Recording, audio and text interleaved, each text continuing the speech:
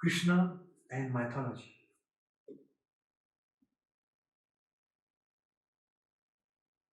Long time ago, when the world was suppressed and was made a living hell by the demons, at that time, the Hindu mythological deity related to earth, who was known as Bhumi.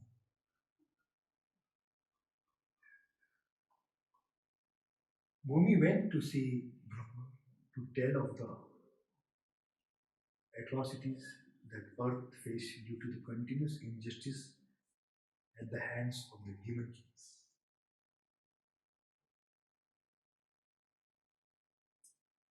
Bhumi assumed the shape of a cow and went before Brahma with tears in her eyes. She narrated the troubled situations of earth. After hearing this, Brahma became aggravated. He decided to meet Vishnu with Shiva and other demigods, as he thought that Vishnu will be the right God to help in this situation of what is happening on earth.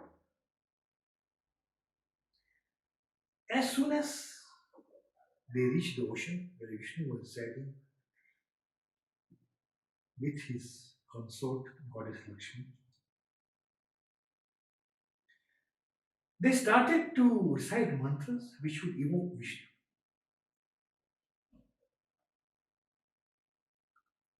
The repetition of the mantras continued, but Vishnu remained not bothered. No heed.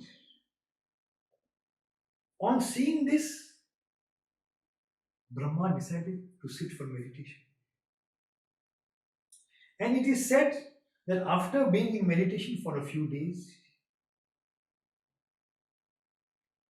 Lord Vishnu came out of the seas to help Brahma, Shiva, and the other demigods who had gathered there.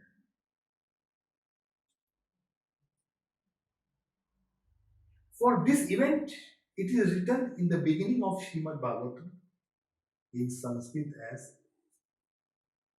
Tene Brahma Hridi, which means that all the transcendental knowledge of the Vedas was transmitted to Brahma through the heart of Lord Vishnu.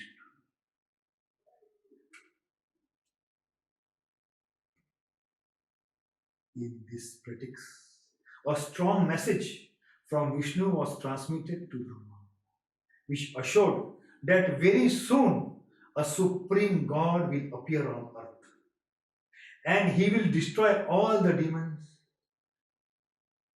and he will establish a new league of devotees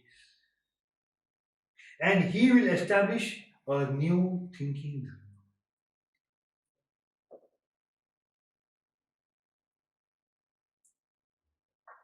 This mythology, this event, for the first time spoke about coming of Krishna.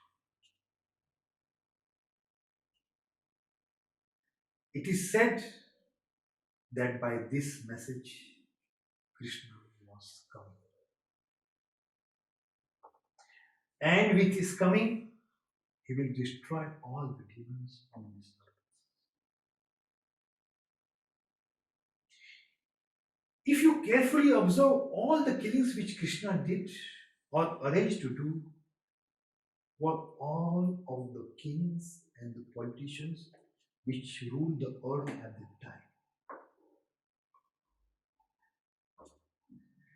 With these killings, Krishna established his role as a statesman, a politician, and a king who was born to clean the entire system of ruthless, mindless governance happening on this planet.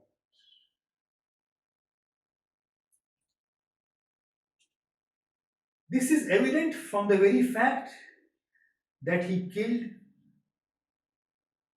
King Kansa, King Shishupal, Putana, the witch, Trinavarta, the Vilwal demon, Agasura, the snake demon, Bakasura, the storm demon, and Nakashasura, who captured and governed the city of Prajodhisya.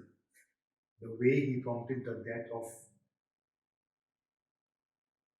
Jasardhana and the way he encouraged the war of Mahabharata, by which the entire cult of the wicked kingsmen of the court of the Kauravas would be killed, all this established that now a new dharma was going to be redesigned.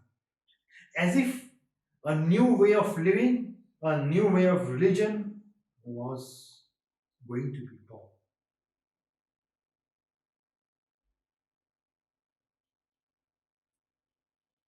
Krishna came to kill the enemies of the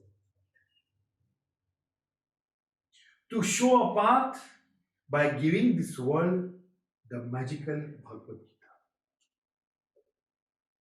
He came to give transcendental meditation by his Ras Leela, to show that love is the foremost treasure by loving Radha, in spite of his three wives Rukmini, Jambhavanti, and Satyabhama. He came together to rescue 16,000 women whom he later married. By this, his message was clear that if you love me, I am there for you.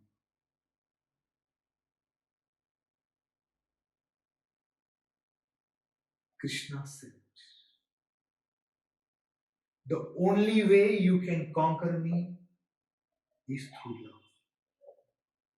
And there I am gladly conquered. Thus, Krishna lived a life of multicolor. The life of Krishna is known to us in two ways. One, which is full of mythology, where he is seen doing things that are unimaginable, even for a superman to do. And on the other hand, he is seen delivering Arjuna the teachings of Bhagwad Geeta, which is the foremost Hindu scripture. These teachings have been regarded as gospel truth. They are intense and are valid even today. They are regarded as the highest mantra for successfully running your life, even in this century. The events of mythology may not have happened. Who knows? It is immaterial.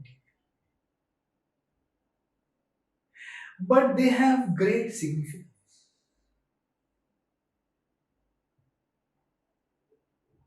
Our sages have given us great poetry in the form of mythology.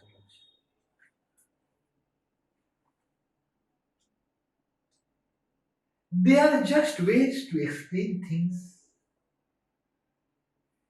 and nothing more than that.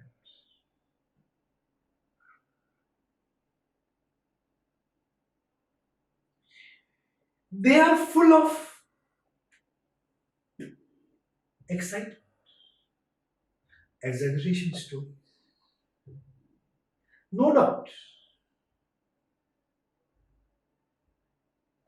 But this is what people have been understanding since centuries.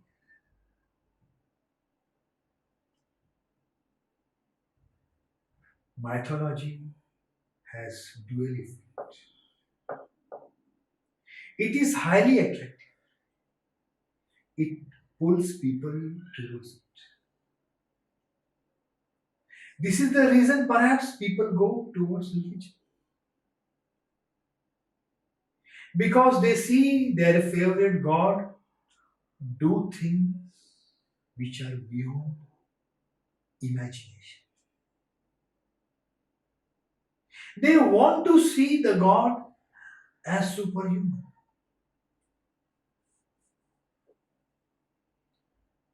While on the other hand, mythology also puts people off religion. People understand that it is impossible, unbelievable. All this falsifies mythology. Mythology has to be considered like a thrill sequence of movie. Without it, the movie becomes boring. Without mythology, God will lose its charm.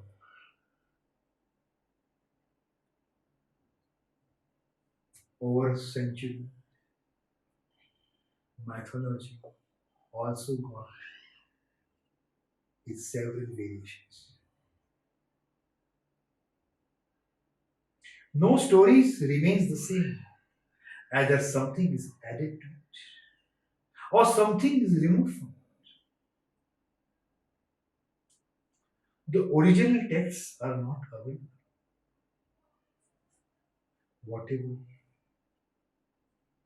texts and books we have today are those which are available in the bookshops.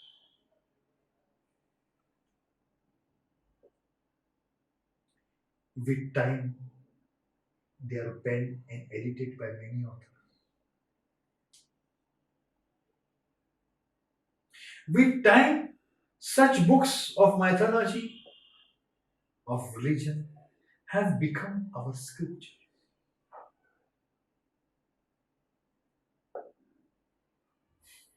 Sages, authors have added their own perspective to such books.